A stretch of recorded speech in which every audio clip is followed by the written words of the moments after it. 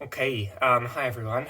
This video is to go over the trial exam that you guys did a week or two ago. Thought it might be useful, and a few of you told me that it might be useful to for me to go through it sort of on video, talking you through the logic and sort of how I would answer each question. So let's give it a go. Starting with multi-choice. Now remembering that multi-choice, for multi-choice, the CAS is always your friend, using it as much as possible to move through it quickly. So first question here, we've got g of x is 4 sine of 2x on 3 take 1. The period and amplitude of g are respectively. Okay, well first of all we know that the amplitude is going to be 4, so we can straight away get rid of anything where the amplitude is not 4. So I'm going to put little crosses next to those to say I know it's not those ones. That leaves us with either C or E. Now we know that for the period, we know 2 pi over n is equal to the period, where n in this case is 2 over 3. So 2 pi over 2 over 3 is going to be the period. And of course that is going to give us, and again, like if you're worried about making a silly mistake, then just get your CAS out. It'll take you sort of 10 seconds. So like we should know looking at that that's going to be option E. But if you're worried about making a silly mistake, then we can just go, what is 2 pi over 2 over 3? And that'll give us 3 pi. So E. Question 2, we've got f of x is tan of pi x on 3, and we're looking for the range when the domain is just from -1 to 1 on 2. So here, there's a few ways that we can tackle this. Again, I don't want to make any sort of silly mistakes here, so I'm actually going to just graph that quickly. We're going to graph tan of pi x on 3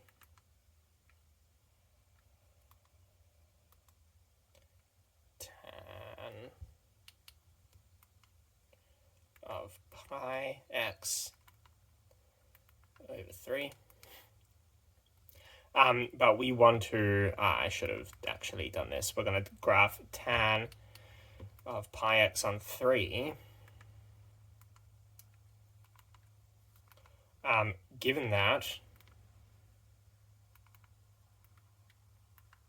so that vertical line there for given that, and we want x to go from -1 to 1/2. So -1 is less than or equal to x, which is less than or equal to 1 on 2. And this is what we get for the graph of tan of pi x on 3. And the range is just going to be sort of the minimum to its maximum. So we can actually go menu 6 for analyze graph and 3 for maximum. And we want the maximum over here. And the maximum is at x equals 0.5, we get 0.577. Which 0.577, that's going to be 1 on root 3. So we know that its maximum is 1 on root 3. That gives us option B. That's the only one that it can be. Question 3, we've got this expression. Now again, we can use the CAS to see what this gives us. But there's also, we can do this quite simply by hand using our log rules. So remember that when we divide in the log, that means that we can split this up into log 2 of a squared minus log 2 of, and now multiplying these two things together means that we can add them. So log 2 of b plus log of root c, like that. And let's bring those powers down to the front. So we get 2 log 2 of a minus log 2b minus 1/2 log 2c, because 1/2 is the power of c there. And so that gives us, for that option D. That's this one here. Okay. Question 4, we're moving on to probability. We've got a random sample of 100 people. It's taken from the population of a large city. It is found that the proportion of left-handed people is 0.13. Based on this, a 95% confidence interval for the population, proportion of left-handed people in the population is. Okay, Kaz, we're going to go menu, statistics, number 6, and then confidence intervals, number 6, and then we want number 5 there. The number of successes we want is 13 out of 100 and the 95% confidence interval. And that gives us the interval is 0.0641 to 0.196, which is A. Question 5, we've got these two functions, h and g, and composite function, which has a domain of -1 to 2, and then we want the range of that composite function. Okay, again, we can do this by hand, but if we want to make sure we're not making any silly mistakes and doing it quickly as well, we can go, let's define h of x as equal to 3 take x squared. And then let's define g of x as x take 1. And now we can graph h of g of x. So we want h of g of x given that. And we want to limit that domain. So we want -1 is less than or equal to x, which is less than 2. And this is what we get. Okay, so the range, again, just sort of the minimum value to the maximum value, we can use the function on the Kaz here to say what is the minimum of this function here. And it gives us the minimum there. And that's a bit hard to see, because it doesn't come up in a nice place for us. That's all right. Then we can also go for the maximum and find the maximum value. The maximum value is at 1,3, so we know that it's going to be a maximum value of 3, so it's not any of these. And the minimum value there is actually just really hard to see, but we can see that it's at -1, so I'm not going to waste time trying to work out what that is from the graph. We're just going to go, what is h of g of -1? And it's -1. So we want it to go from -1 to 3. There are two options here that go from -1 to 3. We just need to make sure we're using the right brackets, and that should be D, using the square bracket first and then the circle bracket. Okay, question 6. No, hang on, I've done that wrong. We can't just copy the brackets. That's the trick here in this question. Question 5. So we've got that the minimum value is -1, and the maximum value is actually 3. Like, it hits 3. So that maximum value is not happening at the maximum x value. It's happening before that, and it actually does reach 3. So the answer there is E. Question 6. We've got f of x is cos of x. And let's go through and say which of the statements below is not true for f. I'm going to draw a quick unit circle here. F of x equals f of -x, and this is when x can go from -pi to pi. We know using the unit circle that is true. So this is x, and this is f of -x. And remember that cos of x is the value on the x-axis. So we know that A is true. If you wanted to make sure of that, then we can actually do that on the Kaz as well. So if we define f of x as equal to cos of x, then we can just put in a statement like this on the Kaz. So f of x is equal to f of -x, and see what it gives us. And in this case, it's going to give us true. So we know that this one is true, so the answer can't be that one. Question B, option B, f of 0. Well, if cos of x, so cos of 0 is 1, so 1 times f of x equals f of x, that must be true as well. Here, f of x times f of negative x, we know from option A that f of negative x is the same as f of x. And we're saying these two multiplied together is equal to f of x squared. Now the squared here is inside the bracket there with the x. Multiplying f of x by f of negative x should give you f of x all squared, not f of x squared. So this one is probably true. I'm going to tick it, but I'm going to look at the next two as well, because I might need to go back and investigate further. Here we've got f of x plus f of x take 2 pi. We know that every 2 pi, that's the period of the function. So this would be the same as just f of x plus f of x, which is 2f of x, so it's not that one. And f of x plus f of negative x, we know from option A those two are the same. So that would also be true, that statement. So the answer is C. Okay, question 7. We've got a graph, part of the graph of y equals h of x is shown below. We want to find the derivative function. Okay, so the gradient of this graph is always negative, which means the derivative function needs to always be below the x-axis. So we can immediately get rid of option E. And then we also know, we can see that over on the left of this graph, the gradient seems to be going towards 0, and then the gradient is decreasing the whole time. So we want a graph that starts close to 0 and then gets sort of more and more negative. And that very clearly is option D. It can't be option A, B, or C, because none of those have the gradient function tending towards 0 as we move to the left-hand side of the graph. So we get D. H of x equals 1 over a take x, where a is positive. So we want the average rate of change between these two values. So average rate of change, that's just y2 take y1 over x2 take x1.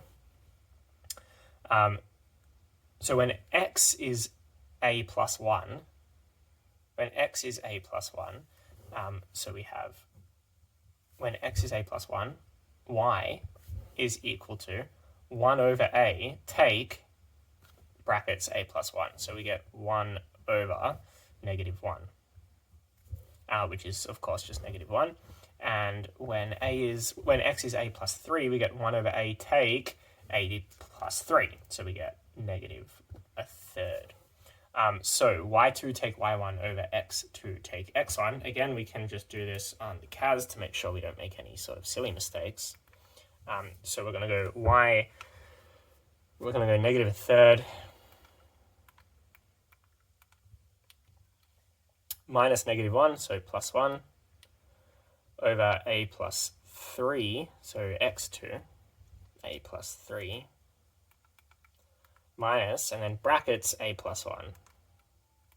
And of course, this would have been quite easy to do by hand, but it's even quicker to do it on the CAS, and you make sure you don't make any mistakes, and we get option C there. Question 9, transformation matrix. We have this graph being mapped onto this one, and we need to find the transformation matrix. Okay, the way I would do this is look at which transformations are happening here. So you can see that we've got our x values are being divided by 3. So that's a dilation from y of scale factor 3. So we can go through and get rid of some options already. We need to be essentially multiplying all of our x values in the matrix by 3. So it might be A, it can't be B, it can't be D, and I'm leaving C here because that's negative 3. There might be a reflection. Let's have a look. The next thing we know is that we've got this negative 1 at the end. So that's a translation 1 unit down. So we want this y value to be subtracted. We want 1 to be subtracted from that y value at the end there. So it could be A. It can't be C, because that's subtracting 1 from the x value. And it could be E still.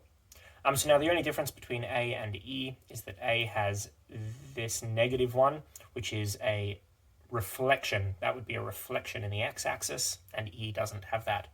Now, if you look here, we've got the x to the 4 is positive, and this x squared is negative. But that flips around when we move to this graph, this transformed graph over here, which means that we do want a reflection, so our answer is A. Okay, question 10. Normally distributed variable mean of 14 and a variance of 4. Now notice that's a variance, not a standard deviation. And the continuous random variable z has the standard normal distribution, so that means that it's got a mean of 0 and a standard deviation and a variance of 1. Okay, and we're looking for the probability that x is less than 12, given that x is less than 15, and we've been given a couple of useful values over here. So this is conditional probability. That's going to become the probability of the intersection, which in this case is just x is less than 12, over the probability that x is less than 15. Now, if it's got a variance of 4, that means it's got a standard deviation of 2. So what we have here is that the probability that x is less than 12, that is one standard deviation below the mean. And x is less than 15, that is half a standard deviation above the mean.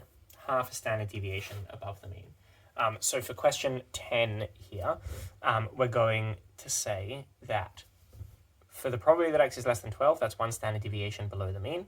And we can use this bit of information here for that. The probability that z is greater than 1, so I'll just sketch that quickly. If we turn each of these into z-scores, we're looking for the probability that z is less than one standard deviation below the mean, so -1, over the probability that z is half a standard deviation above the mean, so less than 0.5. Okay, now these values that they've given us in the question are the opposite way around for lower than or greater than. So the probability that z is less than -1, we've been given the probability that z is greater than 1. But that should be the same thing because of symmetry here. So if this is a standard deviation of 1, and that's the standard deviation, -1, where this is the mean, then the probability of being in that area there will equal the probability of being in that area there. So we should just get B on the top.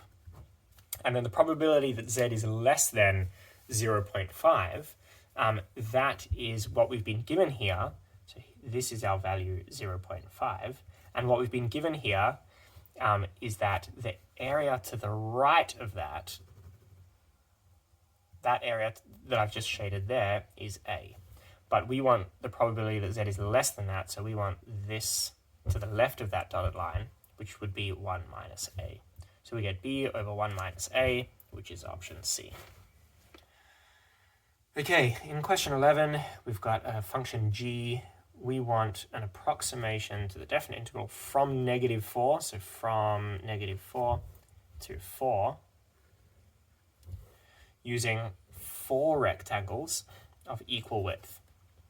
So from -4 to 4, we've of course got 8 sort of units to move, and if we've got 4 rectangles, it means each rectangle is going to be 2 blocks wide, and we want to use the right endpoint of each rectangle, and we want to know the value of the approximation. Okay, so to use the right endpoint of each rectangle, that means we're going to be going like this. We've got our first one is 2 units like this. That is the value of our first rectangle using the right endpoint, the right corner there. Then we want to know another 2 units, so using this value here. So that's our first rectangle and our second rectangle. Then we want to move 2 units, and the right endpoint is this one here. And then we want to go up to this one here.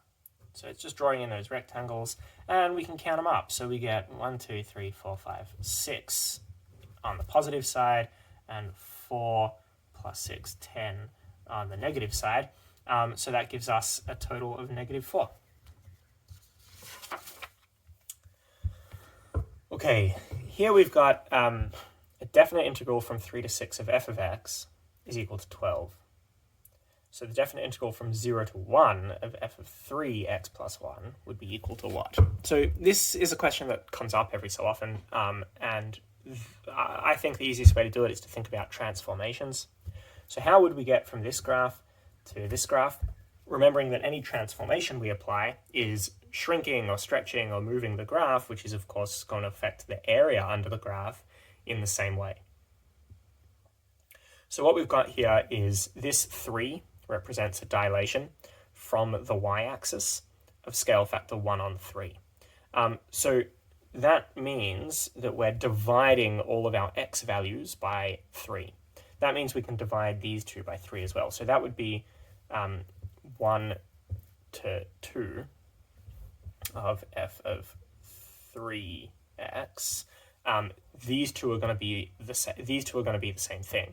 Then we're moving it 1 unit to the left, and the 1 unit to the left.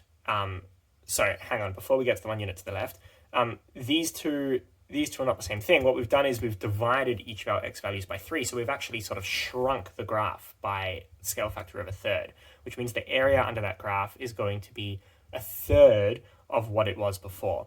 So if this gives us an area of 12, this would give us an area of 4. Then we have this plus 1, which represents a shift of 1 unit to the left. Notice that when we move 1 unit to the left, this 1 and 2 are going to become 0 and 1, which is what we want over here.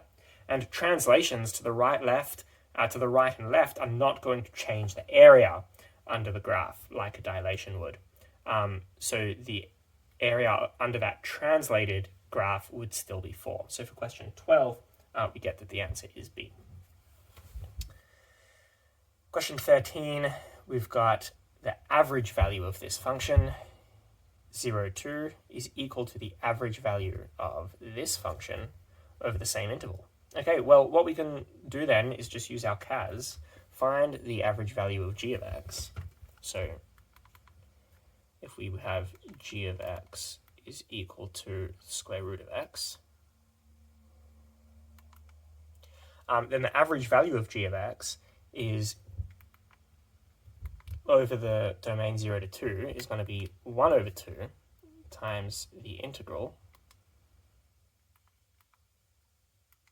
from 0 to 2 of g of x dx. And we get that the average value is 2 root 2 over 3. Now the average value of f of x over that same interval is the same. So we can now go menu 3, 1 to solve, and we're going to say 1 over 2 times the integral from 0 to 2 of k times x squared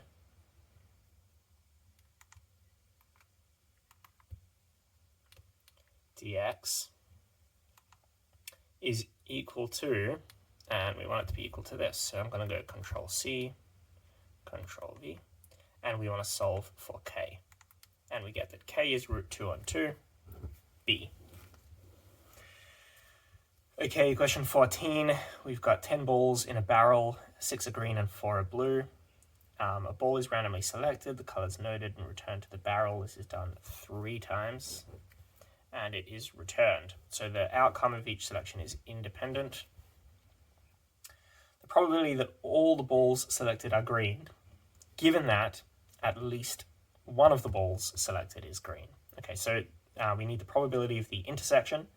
The intersection between all the balls being green and at least one of them being green is just all the balls being green. So we need the probability that all the balls are green, which is the green ones, there's 6 out of 10 are green, so 0.6 3 times, divided by the probability that at least one of the balls selected is green. So that's 1 minus getting all 3 of them blue. And there are 4 out of 10 are blue, so 0.4 to the 3. And I'm going to use my CAS for that. 0.6 cubed divided by 1 minus 0.4 cubed gives me 0.2308. Option C. Okay, here we've got sine of x is 4 on 5. Cos squared of y is 225 on 289. Now, both of those have quite restricted domains, so let's just think about the unit circle. X is from pi on 2 to pi, and y is also from pi on 2 to pi. So we're in this second quadrant here of the unit circle. Now, it's important to remember that in this second quadrant, sine is positive, but cos is negative. And we're looking for the value of the expression sine y minus cos x. So swapping around the x's and y's there. Okay, so I think the easiest way to do this is just actually come up with sort of a value for each of these things. So if sine x is 4 on 5, then we can imagine a right-angled triangle here. Sine is the opposite. So if this is x, then sine x is the opposite over the hypotenuse, so 4 on 5 like this. And we know from Pythagoras, I've obviously drawn that not to scale, that that's going to be a 3, 4, 5 triangle. And then cos squared y is 225 on 289. The first thing we can do is change that to a just cos of y. So this gives me, this is sine of x. Cos of y is the square root of 225 on 289, and those should be nice square numbers. We get 15 and 17.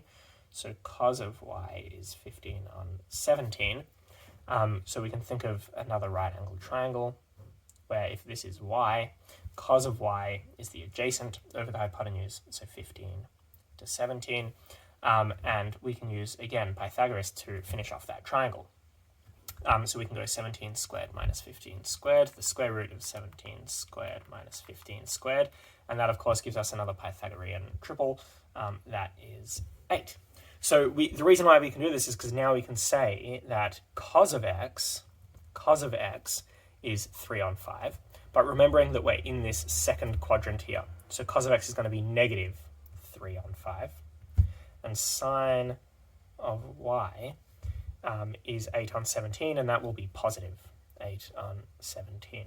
So sine y minus cos x is 8 on 17 plus 3 on 5.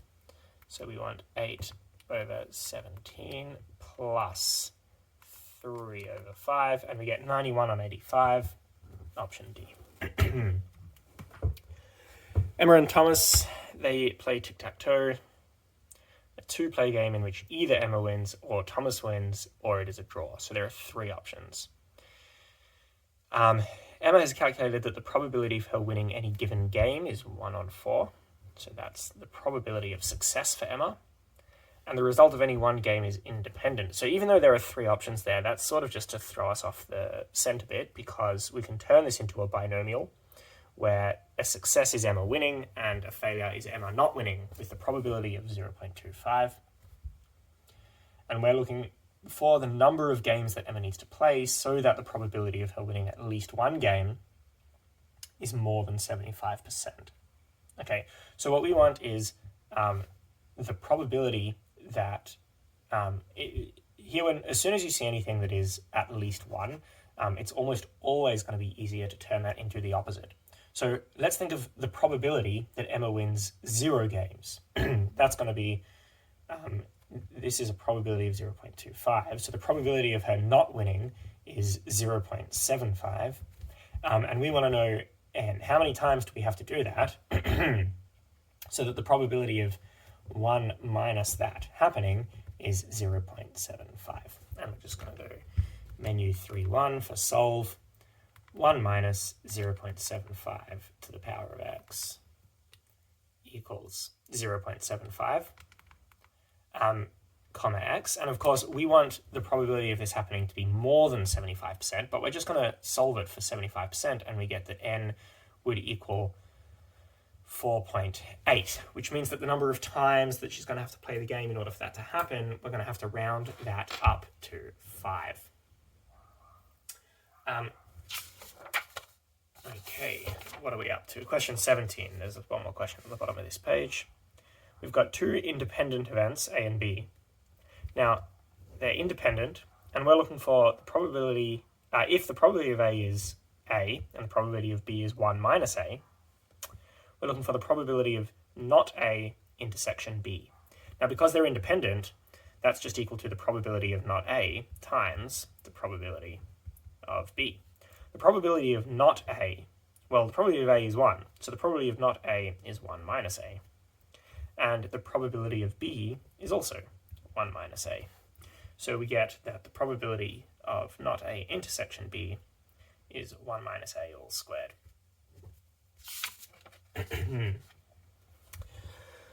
Question 18.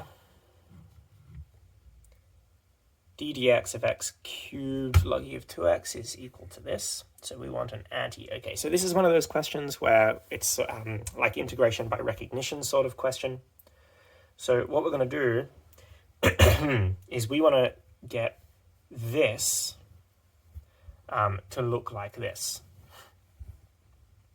So to get an antiderivative of x squared log e of 2x dx, then first what we need to do is make it look like this. So we're going to say that that's 3 on 3 times x squared log e of 2x. So first we're multiplying it by 3 on 3, which doesn't change it. And then we're going to add 3x squared and take 3x squared, which again doesn't change it at all. And the reason why we're doing all of that is because now we can pull out a factor of a third and call this 3x squared log e 2x. And since we've pulled out a factor of a third, this then just becomes this 3x squared.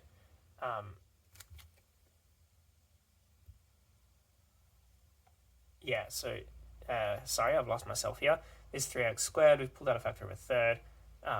Sorry, we actually don't want that to be 3x squared at all. But now that we've pulled out a factor of a third, we need to multiply this by 3. So this is going to become plus, now that we've pulled out a factor of a third, this becomes plus 3x minus 3x squared dx. And then the last remaining thing to do is to split these up so that we get 1 on 3, 1 on 3, and then we want some nice big brackets, and we're going to go 3x squared log e of 2x plus x squared, because now this bit looks exactly like this, dx. And then we have, what do we have left over? Well, we've got 2x squared minus 3x squared. So that gives us an integral of negative x squared. So we can just say minus the integral of x squared dx. This bit over here, when we integrate this, when we anti-differentiate this, we get back to x cubed log e of 2x. So we get x cubed log e of 2x over 3. So that looks like this. And then minus the integral of x squared dx over 3. So that would give us a.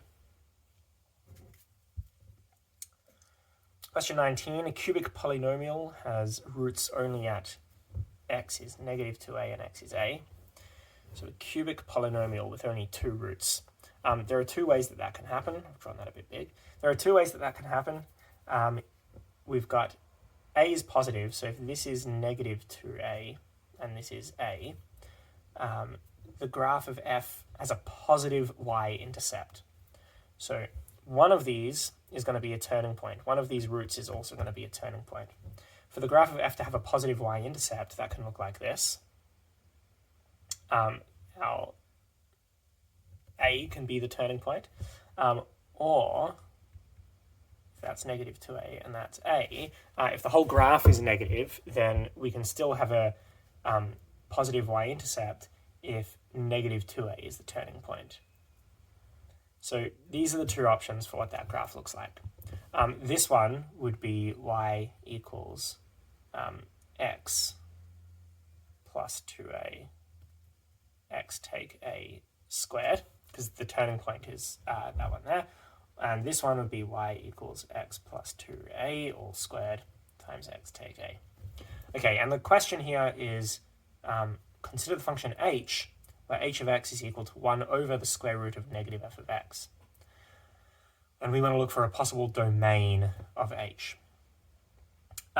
So of course, the limit on the domain here is that the inside of that square root can't be negative, which means that f of x, since we've got negative f of x in there, f of x can't be positive. So we need to look at these two functions and find a possible domain. Which of these 5 domains never has f of x being positive? So option A, from negative infinity to negative 2a. Note this one here, from negative infinity to negative 2a, f of x is positive, so it can't be that. From negative infinity to 0, that's definitely not the case. From negative 2a to a, so negative 2a to a, in this option, f of x is positive, and there it's positive as well, so it can't be that. I've already made a mistake here, I think.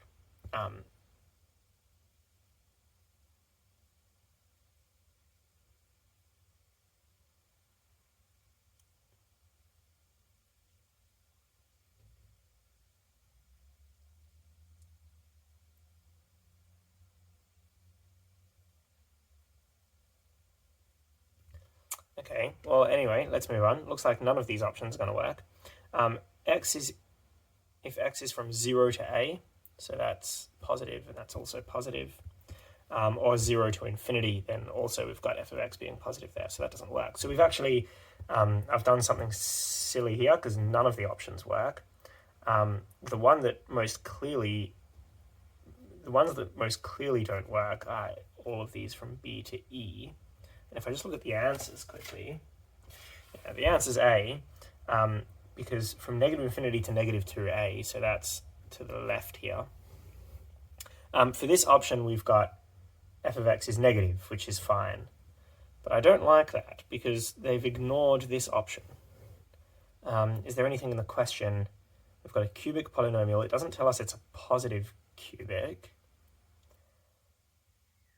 Has roots at x is negative 2a and x is a, where a is greater than 0.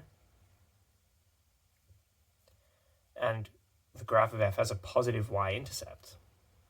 Okay, so they've actually ignored this option, that it's that the whole polynomial is reflected in the x-axis, and they've said the answer is a. If anyone thought of this as an option and was therefore confused at what it can be, or if anyone can explain to me why this is not a valid option, and therefore why A is the correct answer, please let me know. Last question, question 20. Which one of the functions below is differentiable? So in order to be differentiable, it has to be continuous, and it also has to be what we call like smooth. So the gradient on either side of here, it looks like they're all x equals 0 is the point where it flips over. So the gradient to the left of x equals 0 has to equal the gradient. The gradient at x equals 0 from the left has to equal the gradient at x equals 0 from the right. So this first one, option A, we've got the graph looks, if we substitute x equals 0 in here to check if it's continuous, we get that it is continuous, but the gradient is not the same, because the gradient function here is negative 1 and the gradient there is 0, so those two gradients can't match up ever.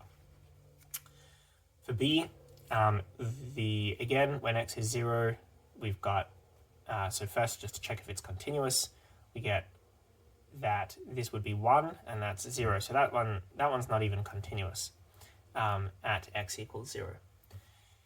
Here at x equals 0, both of them would be 1. The value of both functions would be 1, so it is continuous. Let's check if it's smooth.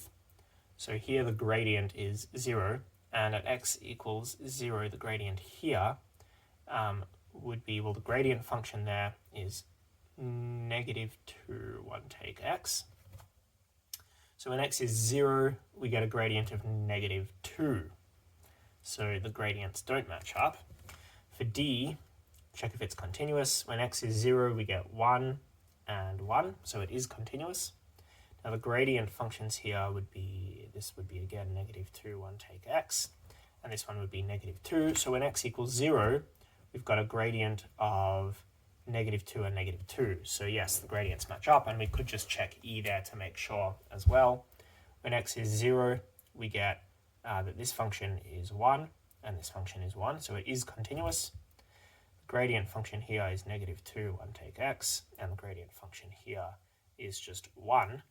So when x equals 0, we have gradients of -2 and gradient of 1, so it's not smooth. So the answer is D.